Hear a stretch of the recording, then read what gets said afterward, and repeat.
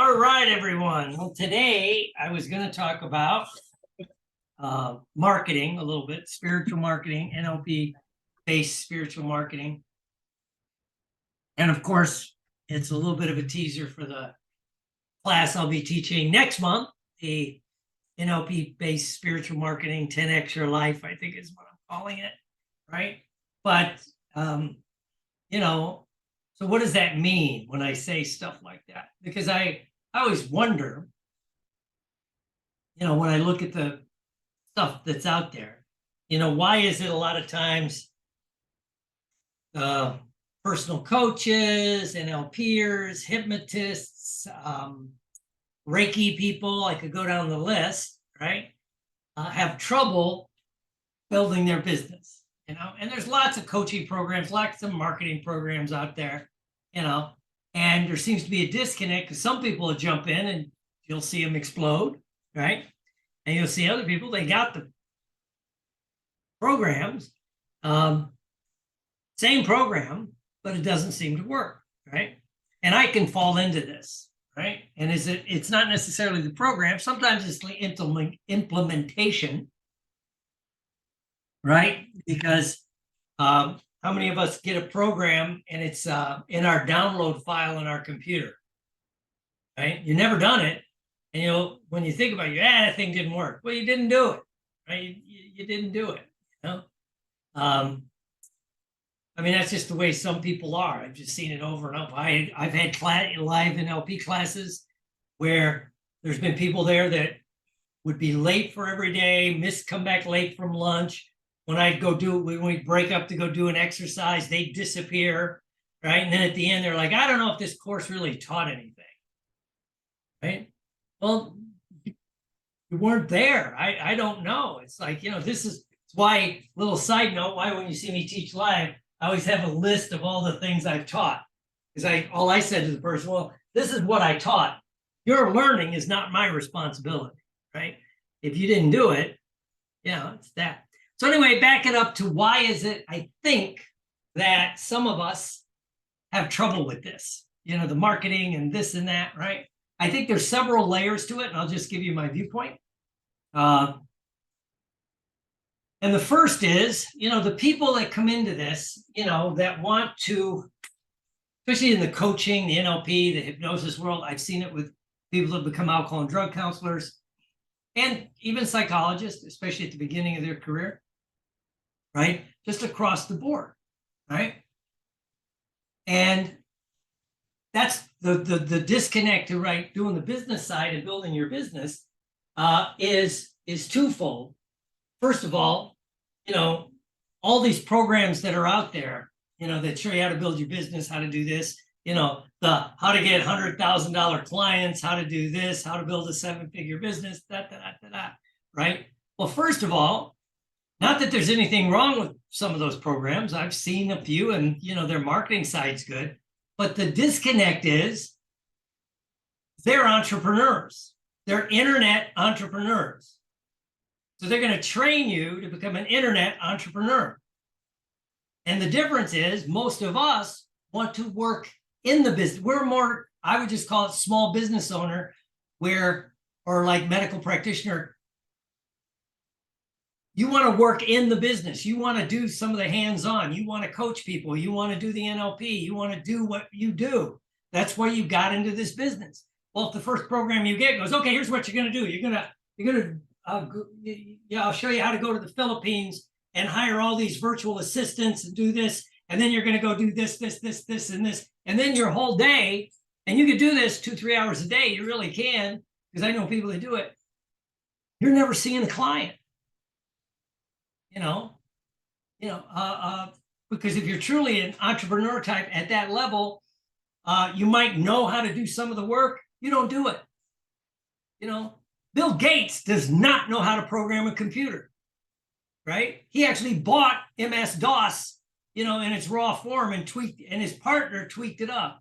Bill Gates is an entrepreneur. He sees the bigger picture. He wants to develop the team. He goes just like Steve Jobs. It's like, so if you want to do that, that's fine. And we see that. But if you're getting in this business because you want to hypnotize somebody, help them stop smoking, lose weight, improve whatever it is that you're doing, right? That's the first disconnect, right? So you have to look at it when you're going to do this, and this takes, I always say, as I teach now, basically all change starts with truth, right? My dog's getting, my wife's out doing something, so the dog's, she's my moral support. And she just walks away like, anyway, so, the first truth is, is coming to terms with that, right? Because a lot of these programs, how I went from 0 to $3 million a year. I guarantee you, if you're running a $3 million a year coaching course, you are not coaching people. First of all, I have some doubts whether they're really doing that because, what I teach, when you really get into it, and a lot of people that really look into it, the bad part is you really see through some of they're brilliant marketers, but you see through it, right? You see through some of the marketing. I'll show you how to get like $10,000 to $20,000 a month clients, right? Great, sounds great. But then, when you pull back, you go, if it's that easy, why do you want to teach me? Right? And if it's that easy, develop your own team, get a $20,000 a month client, hire Janice, pay her $10,000 a month. She'll actually do the coaching. She's happy. I'm making 10 grand off the top. Now there's a few people that do that, but I mean, so there's that. So the first truth is, what do you want? Use our NLP, right? You want to build your business, and get the clients. That's slightly different, right? Than becoming this big, internet entrepreneur. Right now, you're still going to, even if you want to build your small business, right, and work in it, so do some of the coaching, to do this, you're still going to have to learn those basic skills, right, which is changing all the time. I will sound old, Hill, but I was lucky when I built my first few practices, and it was easy. You open the door, you ran some newspaper ads, you ran some radio was basically it. Cable was just coming online, but you mainly did it with newspaper ads and cable. You could build quite a big practice, right? And of course, once I got into this, once I learned it, I'd go to these conferences and I'd hear these people talking about, I can show you how to do all this. I've never paid for an ad, but I do this, this, and this. At more than one conference, I would just say bullshit, absolute bullshit, because any of us you might get referrals, but it's, what's the rule of thumb? For every person that, 10 people that like you, one of those might actually tell other people, right? Now, if they don't like you, they'll tell fucking everybody, right? But if they like you, it's just, and part of it, what we do, people may not want to go say, hey, Reed, I know you want to stop smoking. I went to see this hypnotist. They're going to go, Reed, I just manned up and threw the freaking cigarettes down. They're not going to go say they went to see Suncoast Hypnosis, right? And they shouldn't have to, right? You could put it out there. So a lot of people want to, and this comes from my other world of alcohol and drug counseling. A lot of those people, they don't want the information out there, right? So, but you still got to learn the skills, and the skills keep changing. This is with the internet, with the Facebook algorithms and the Google, if you're going to do Google ads and Facebook and all this, the algorithms keep changing. He's not on the call yet, but our dear friend Diamond Diller, he's always talking about how you'll get something working. He has a really cool site, mazel.com, I think it is. Sells like luck. It's a cool site, right? But he goes, he'll get some stuff working, and then they change the algorithms, right? Oh yeah, Diamond Diller is here, right? Wave, hey, click on. He's, but yeah, so they change the algorithm. So you're going to still have to stay on top of it, right? So there's this, but if you have this kind of thing where you still want to do the work, you like what you do, right? That's why if you buy even some of the good, there's a lot of good coaching programs out there, at least some of the ones I've seen. But if they're steering you toward the kind of business you don't want to run, you're going to disconnect. Right? It's just you're not going to get that. You're not going to get that connection. Right? So that's the first thing. Right? You have to get truthful with what do you want. Right? What kind of business? Right? And and then reverse engineer that. And the second thing gets to the idea, right, of a lot of people that come into our field, especially hypnosis, the NLP, EFT, Reiki, some coaching, not all coaching, some psychology, not all psychology. And so the same with social work. But at the world I'm in, mostly the NLP, the hypnosis, and the alternative side of everything, people have a tendency to kind of have a more spiritual bent. They have a spiritual core, right? If you have a true spiritual core, it's gonna really stop you from wanting to do this, right? It's just not gonna resonate with you, right? It's like that's. So and also too, with this spiritual core, depending on your spirituality, there becomes the guilt about being successful, right? Making money with it, right? The guilt about that, the guilt or shame, different level of being, putting yourself out front. Right? If I'm really, really good, I shouldn't have to talk about it myself. Other people will do it for me. Have you ever heard Tony Robbins talk? Right? Is he a humble man? No. But this is the disconnect, right? This is a cognitive dissonance for my friend Billy, right? This is our cognitive dissonance of, where we want, in one way we want to be humble, right? But in our DNA, we're drawn to strong people, right? We just are. If you had a loved one that needed a major surgery, and everybody says, "Oh, my friend Joe, he's a great doctor," and you go see Joe, he goes, "Yeah, I'm a good doctor. I could help you. I could do this. Yeah, we could do that." Very humble, very meek about it. And the other guy, this other guy, everybody says good. You walk in, he goes, "I'm the absolute freaking best heart surgeon in this area. If you want to live, you'll hire me." There's really not much more to say. Which one would you hire? Everyone should Google. There's a cool, everybody's, I'm into acting. There's a cool thing where Alec Baldwin talks about being God, right? When he's in the operating room. In that operating room, I am God. And everybody's appalled, but part of you's going, I'd hire him if I was having a major coronary, right? Because it could be the confidence, right? Right? You can be humble and strong, but you still have to be able to step out front, right? Because part of that disconnect is maybe with the way we were brought up is, that some of us were taught, like, I guess the way I always heard it, be careful. You don't want to be the tall poppy. They always get cut down. We don't stand out too much. It'll draw too much attention.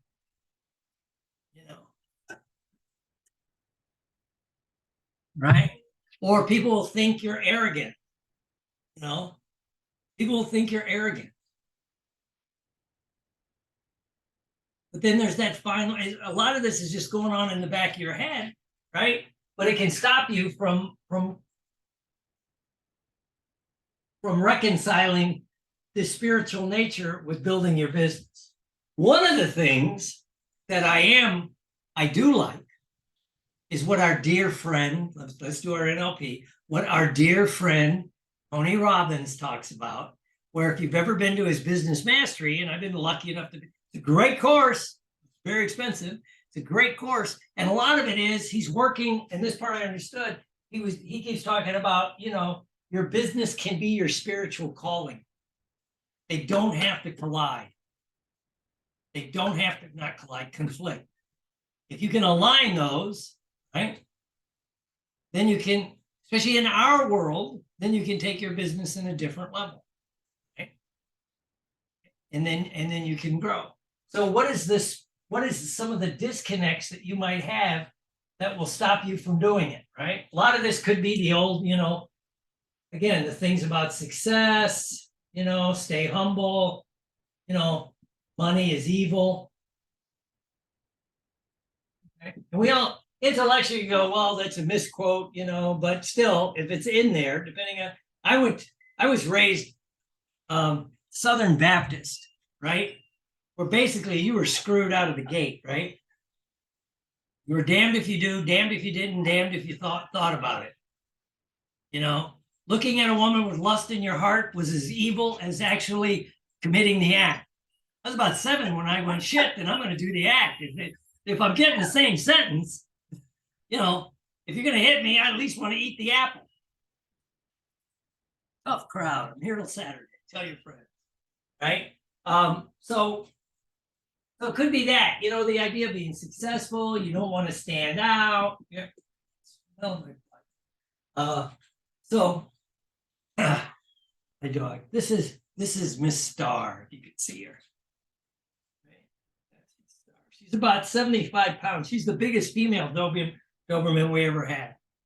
But anyway, so you have these underneath, right, running the program. And if they're running the program underneath, that's why you might get a little bit of success, then you'll blow it up. You might get a little bit of the success and then blow it up, right? And it's why I think sometimes I've seen people come in our field, of all our fields, hypnosis, NLP, coaching, everything, and they'll just build a really good business out of the gate, right? And I always remember I was doing stuff with the guy that trained Scott McFall and me, and then with Scott, and he would always love when he would get someone in that had a successful career in another small business. There was one person came in, and we were working with, and they built, I think it was built a couple of insurance companies and sold them. So they were pretty comfortable, but I think they used hypnosis to stop smoking. And they went to a local person and stopped smoking, right? And was thinking like, this guy should be making more money, or this lady should be making more money. This stuff works great. Why aren't they making? He was thinking like a businessman, So when he learned hypnosis and this and that, and he ended up taking the training, and because he knew how to run the business, he built the kind of business, that the way I was trained in, or what Scott still, I think, trains people, where you're still going to do hypnosis, even though you're running a business, and may eventually hire other therapists with you. Because the drawback to that is, if they're really good, they're going to learn the skills and leave. If they're no good, you can't get rid of them. It's just that, but you can build a business. And if you're going to have other therapists working with you in this model, right? By the way, you yourself had to be an excellent hypnotist, because then you became the problem solver, which is how I ran my clinics. I'd still see a lot of people a day, but if one of the other people I had in one of the other offices had a client that was stuck, I would make sure I go and make sure I saw that client, if that makes sense to people, right? So you had to develop your skill set, right?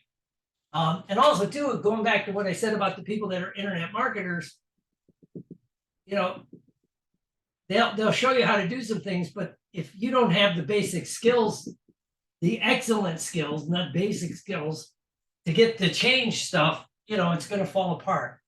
But anyway, the disconnect about that spiritual nature that we have, right?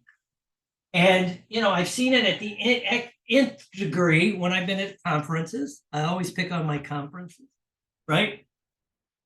Where one person, and I love the guy dearly, but he'll always say, well, most of us don't make money because it's a calling. you know. And I was there once when he said it, and Jerry kind of goes, "No, you're an idiot." You know, and Jerry did quite well. Jerry Kind, those of you old enough to remember Jerry Kind did quite well. But you must remember, first, he had a business where he was a pilot. And he did, I forgot what he did with small planes, right? Then he owned, let's just say, nightclubs in the Miami area, right? And so he knew how to run a business. So when he got it, and I forgot how he got turned on to hypnosis, but he got turned on to hypnosis, and he said kind of the same thing. Most of the, other than Gil Boyne, nobody was really teaching this stuff the way, right? So he gets in, he starts teaching it, and then, he figured out that he was the first guy to offer home study hypnosis trainings, right? Which was fun when I saw it happen, because he got condemned by everybody, right? All the organizations, and he's like, I don't care, they don't pay my bills, right? I remember I was standing there once where he was saying that, and the head of the National Guild said, "When are you going to stop doing that, Jerry?" He goes, "Never." Right? Worst, and he kind of said, the worst that could happen, you never asked me back. But he had a bigger mailing list than that organization, so they kept asking him back, right? And so he's the guy that got me to do the first, it was videotapes. That's how old it was. NLP course. And yes, I got letters from all the, Bandler, Grinder, all those people were condemning what I was doing, right? And I'm like, I don't know, it seems to be working, and that was a few years ahead of the curve. So anyway, so what is your spiritual nature? Where are your glitches that's stopping you from doing it? And part of that could be going back to figuring out what your truth is. What kind of business do you want to run, right? And have some fun with it, right? And then a lot of the programs will work that we see out there, but if you really step back and look at it, it makes you really wonder. Hold on a second. I can see what I'm doing. Shh. There's a bird in the front yard. So, right, one of the big crane things, right? Anyway, so once you figure that out, that's the kind of stuff we'll be doing in the course, spiritual based NLP marketing, how to 10x your life. And then there's some things to do to kind of circumvent this that we'll be doing. And we're going to have a lot of fun with it. But partially, always give away a lot of the stuff. So this is the core. If you start thinking about how can you reconcile, that's the word. Yes, I speak for a living. How can you reconcile your spiritual nature with making it, like, as Tony Robbins would say, part of your calling, right? Part of your calling, if not, your main calling. And then you have to look at, like, what's the thing, the next level down would be, when you look at some of these, what's the stuff you don't want to do? What's going to be the floor, right? I have one of my own personal ones. I don't want to send 5 emails a day. People. It's just, I'll send a couple a week. Right now I have 2. If you're getting a couple from me, I got 2 different emails that or services I'm kind of putting together, and that takes a little while, right? But it's so what's the floor, right? And then so when you're taking a class, it'll help you figure out what you can do, what you can't do, and what's going to work. Does this make sense to everybody? So that's kind of, is that part of the glitch with some of us? Okay, I'm going to sit down and unpin myself. And we're still recording, but does this make sense to everybody? Does anybody have this glitch in some way, shape, or form? I used to. And I took your class, quite frankly. And one of the things you hammered into us, and this was a live class, was stop giving it away for free, and that. Hey, you're a working girl. Sorry. That's right. And don't leave any money on the table.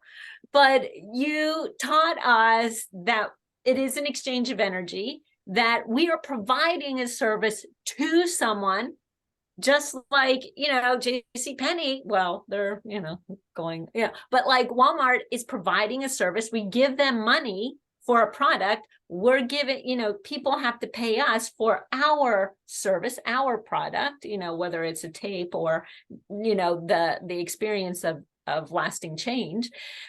But that it is an exchange of energy. We're giving them something, they need to give us something back. Well, but does anybody have that little bit, still have that little glitch with the spiritual nature and this and that? Oh, sorry. Yes. I've got the worst I have, because I was beaten into me as a kid, which is basically, if you really got to know me, you wouldn't like me. Yes. Because nothing I do is good enough. Right. It's kind of fun. The other day I was with my sister, and she's several years older than me, and she left. I was still a little kid, and she got married and left. And so we have two totally different memories about what the childhood experience was, right? And I sum it up this way, people and I'm still reconciling some of this. One of the proudest moments, I had was when I made the freshman football team, right? I was all of about 5'6", 120, right? And I made the freshman football team. So proud, right? Never played, we didn't have, anyway. So I get home. Told my mom. Her first reaction, well, your brother was all state. Yeah, and he was 6'2", 220 pounds in high school, for God's sakes, right? Right? And she didn't smoke cigarettes and drink a lot when she was carrying him. But let's not digress about anger from our family board. But it was like, that's a significant, as our friends in regression would say, that was kind of, and I've worked on it, but that it got that in there is anything ever going to be good enough? Which then translates to the business world of, I got a program, I got some stuff ready to go. I'm going to put it on hold so I can tweak it, because it's not quite good enough, right? And again, when you look at the really good business people, do they put stuff out before it's ready sometimes? Windows, anybody ever get a Windows product, right? Even Apple, we'll fix that in the glitch. We'll fix that in one of the updates, right? Have you ever had an idea for a product in the hypnosis world and you're thinking about it, but you don't get it started, and then someone else launches it? Right? I mean, fix it, fix it once it's rolling, right? Your best decisions will come when you're taking live fire. At least your fastest reactions will come when you're taking live fire. There's nothing like sharpening your thoughts like machine gun fire, right? Or an empty bank account. It makes you go do things, right? So anyway, anybody else have anything that or maybe they were raised in that kind of, you should be humble, you should be. Diamond Bruce, oy vey, share with us, preach. So as many of you know, I'm the picture postcard of ADHD, and they had no idea what that was when I was growing up. I get to college and I come home with my first semester grades, and I got an A in computer science and in statistics, which for me, getting an A was like, hey, you might as well call up the band. And my father, I was so proud. My father looks at me and says, well, let's see if you can keep it up. And I don't know, it was in that moment I looked at him and I went, F you. And I turned around and I walked out. And that was the best thing he did for me, because it made me realize, you know what? It wasn't about pleasing him, it was about pleasing me.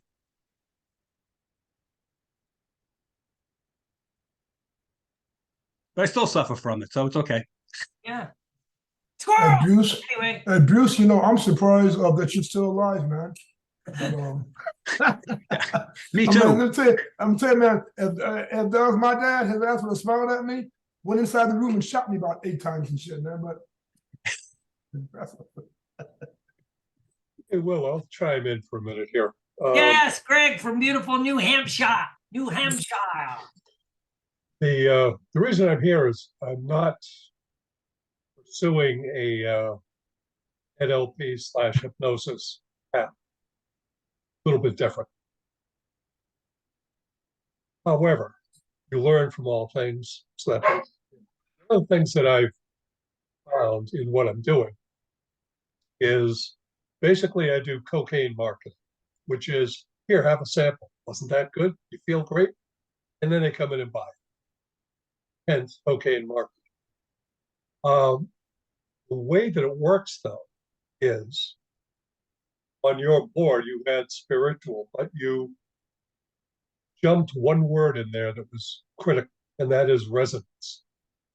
If I get potential customer to resonate with me or the product, that is the link, or in the case of NLP, for the feeling, they will inevitably buy.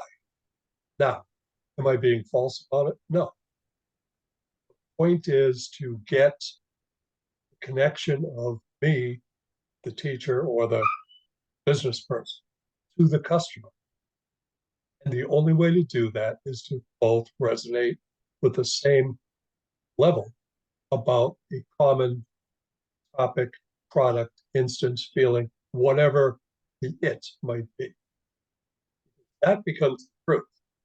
That moment is when somebody goes, oh, let me get my wallet. I want to be happy for X amount of time. So you're not even asking for money. You're just telling them what the money is. Oh, by the way, I do this with chocolate. What can I say? That's my contribution. That's cool. How about you, Mr. Reed? Do you have a little glitch with that you don't mind sharing that you're working on?